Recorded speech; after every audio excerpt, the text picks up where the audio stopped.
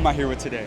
Jason Derulo. What was the most amount of money that you've made in a single year? $30 million. For those that don't know, what industry did you decide to pursue a career in? So I started off in music. Music was my first foray into any kind of success. You know, I was obsessed with music as a kid. Are you a business owner? I am. So I own about 13 businesses now. What business has made you the most money? You'll never be able to guess. What business? Car washes. How many car washes do you own? So I own about 65 car washes now. Why are car washes so profitable? Car washes are amazing because essentially owning a piece of land, right? So obviously you're going to be making money on that car wash every single day. Everybody washes their car. Their car is their pride and joy. Even during the pandemic, people were washing their cars. Ain't had nowhere to go, but still was washing their cars. It's the one thing that when we leave home is a representation of who we are and what our level of success is. So it's profitable from that standpoint, but also it just being real estate. As time progresses, it just appreciates in value, especially if you're able to make car washes like we've made, and we've just been able to just have way better customer service than everybody. And we pay attention to details. So every customer experience, we treat it like it's our last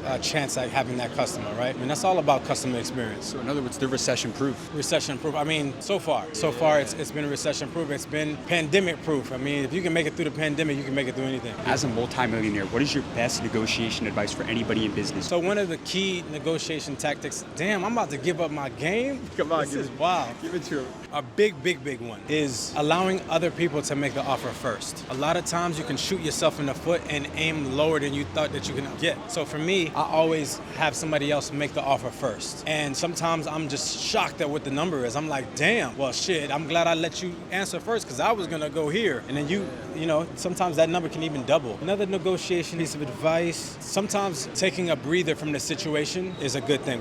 What I mean is, so you'll have a conversation, initial conversation, you'll have gotten their offer, then you reciprocate right with something higher, always. And if you guys cannot come to an agreement, let a little time pass and then come back to the situation. Don't come back begging really quickly. I treat it as if it's a relationship almost, you know? You can't be desperate. You cannot be desperate. Yeah. Coming from a position of power is always the better route as opposed to coming in asking for something. How old are you now? 22, no, 37. If you were to go back in time and have a conversation with your 20-year-old self, when you were starting from zero, what's the best piece of advice that you give to your 20-year-old self? If you feel like you're overweight and you're not doing anything to change that, you're choosing to be overweight. If you don't feel like you have enough money and you're not trying to change that, you're choosing to be broke.